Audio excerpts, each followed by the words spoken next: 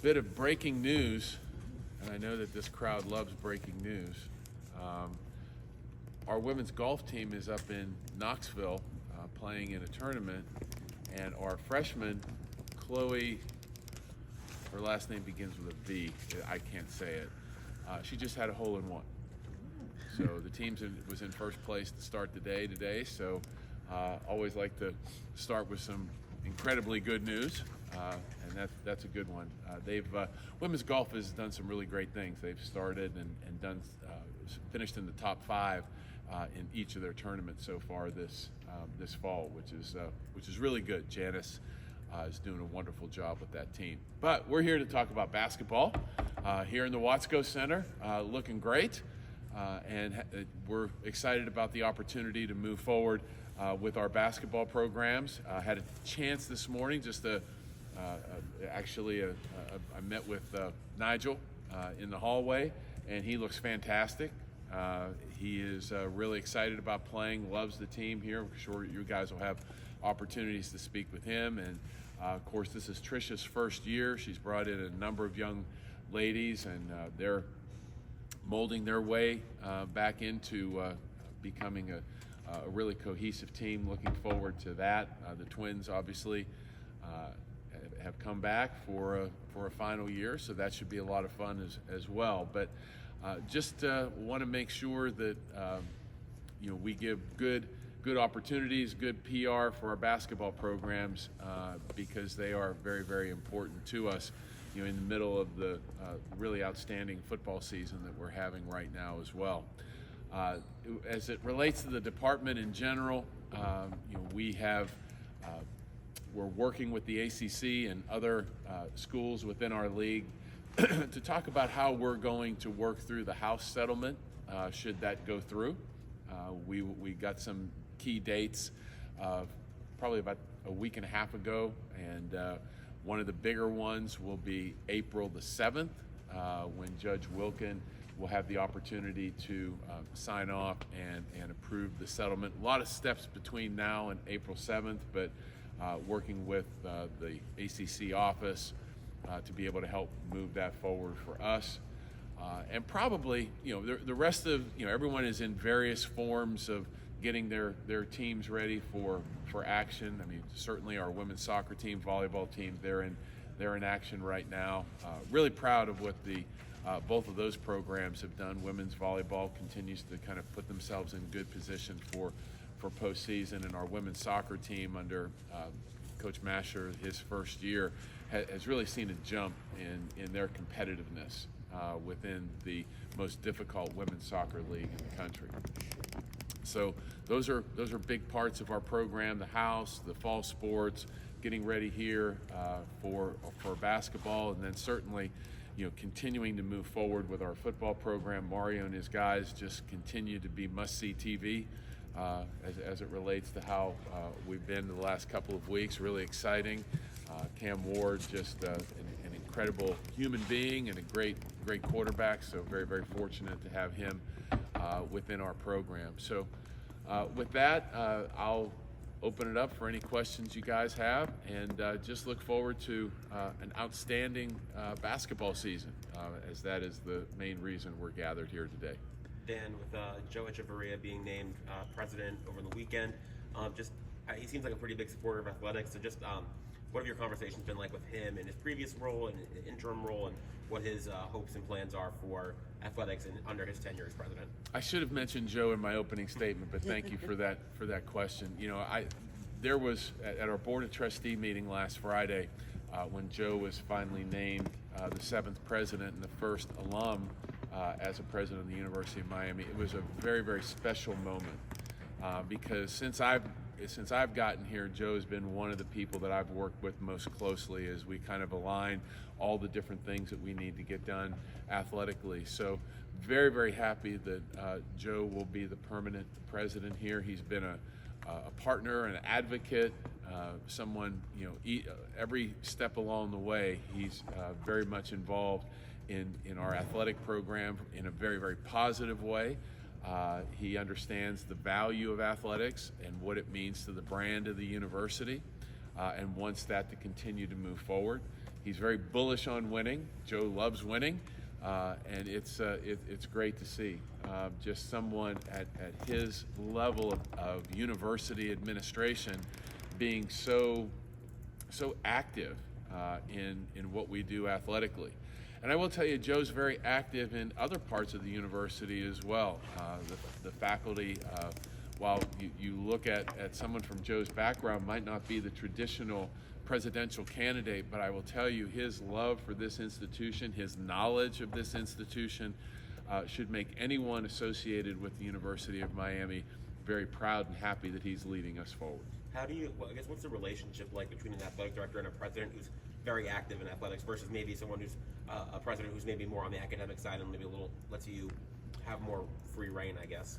Well, I don't know that it's free reign. I think we meet at least, well, we meet a lot, from the standpoint of different things that are going on, but at least once a month formally to go through various items, and that's pretty much standard, around the industry, because presidents are incredibly busy people, and whether Joe was the CEO or the acting president, he had a lot of responsibilities. But I think that the relationship back and forth is very, very positive. A lot of, there are things given my 30 some odd years in athletics that he may not have had the nuance to, and certainly his board memberships and chairmanship of Deloitte give a very different view as to how things should be run from a business perspective, from an athletics standpoint. So I really enjoy those conversations because I learn a lot from how he looks at things. And now he's going to be embedded in the ACC and what presidents do for the ACC, all the decisions that they're making, and certainly, as I talked about with the House settlement, presidents are very much involved in that. So just look forward to continuing to have a very positive dialogue with Joe moving forward, and his knowledge and his enthusiasm for athletics is it's second to none. Dan, I wanted to ask, with Tony Bennett stepping down, and he very eloquently explained why, and just how he just didn't feel that the coach, that he, as the old-fashioned, old-style coach, was not capable or didn't want to do the job under the new way, college athletics. Can you just talk about that transition? Katie left also. A lot of coaches have left the business. What have you had to do as an athletic director to adjust? You've also been in the industry a long time. Sure. How is it different, and how do you try to support coaches who are feeling those business pressures that they didn't feel before? Well, I will tell you that, first of all, Tony Bennett's one of the finest coaches that I've ever seen or been around. And I'm sure he did this for a lot of reasons that were very, very, individual to him. Yes, our business has changed, but our business, if you look back a little bit from a historical perspective, has always changed. It's been morphing for a while. This, though, with the confluence of name, image, and likeness opportunities, transfer opportunities, the House settlement, those are three seismic shifts that are all kind of coming together at the same time. I could see where some folks who look at this profession as being educators, teachers, molders of young people, that's kind of been cast a little bit to the side publicly. Now, inside the tent, you're still doing that for all of your student athletes, and successful coaches will continue to do that. We have two of them here who will continue to be great teachers of their student athletes and mentors, and getting them ready for life after their time as basketball players. But it's getting harder and harder.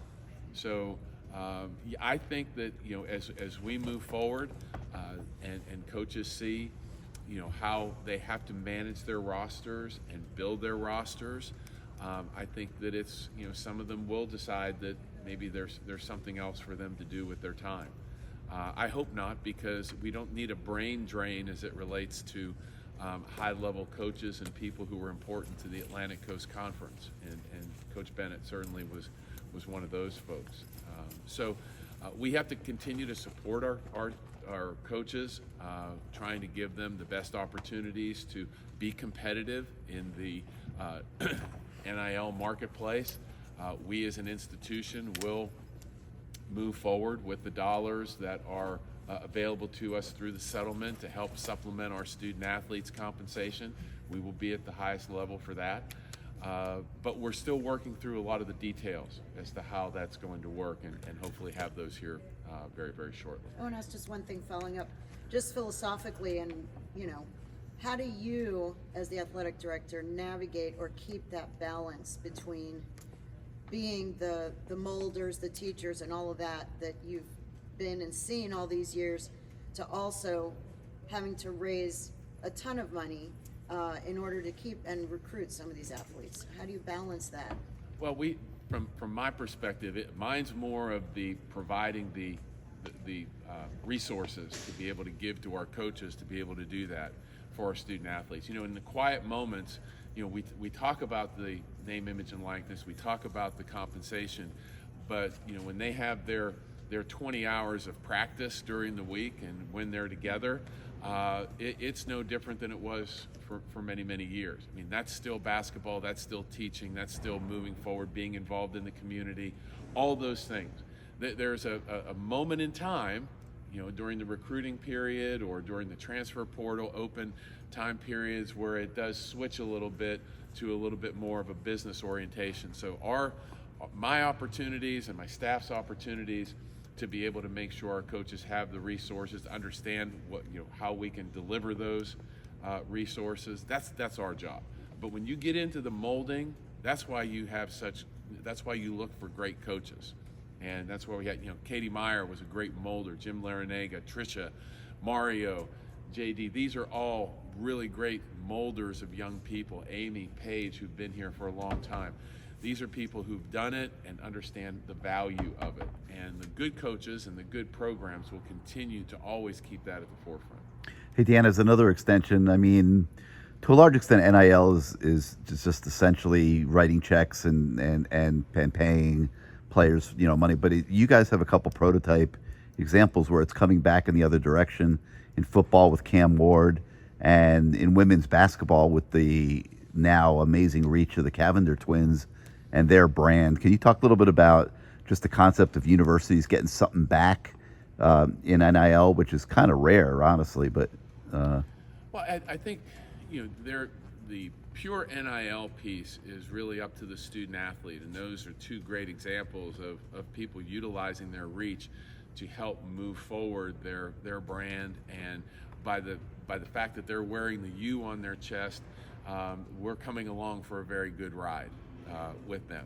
As we move forward post-settlement, there will be dollars that are available that don't have an NIL tag associated with them, that it's just our ability to compensate student athletes. So we will have both worlds working, as we get, if the settlement is approved and we move forward, we will have both worlds that we're dealing with, the traditional NIL opportunity world, and then the dollars that we would be able to just allocate from a compensation perspective to student athletes. Speak to more for Dan. do you see the NIL budget coming down when there's revenue sharing, or staying the same? Economics will tell me as you put more money into the business, prices will go up. To acquire great talent, because there'll be more people now with the opportunity to take dollars without any, you can do whatever you want with them. How many people want to get into that game with that maximum, let's just say for right now, that $20 million, how many people are going to play that game? And therefore, if you had maybe 10 schools that were at a high level of NIL opportunities and things, now you'll have a lot more schools in that area, so it could be the cost will go up. But we'll have to see. I mean, the market forces will be there, and the University of Miami will be right in the middle of it. Then the SEC and the Big Ten apparently got together with their Rudy project. How do you think that will affect the ACC in Miami down the road? I think that the Big Ten and SEC, had their meetings in Nashville a couple of weeks ago. I think it was good in talking to some of my colleagues who were within the SEC. It was really a good meeting to talk through all of the different issues that are involved in college athletics right now. We just talked about a bunch of them here. So you would just take these little groups of athletic directors and say, hey, how are you handling this? What are you looking at? How are the best ways for the business to work together? So I think that those two leagues coming together and then creating some ideas that maybe will get shared with everybody else, I think will be good for intercollegiate athletics. Great. Thanks, Dan. All right, Thank you. thanks.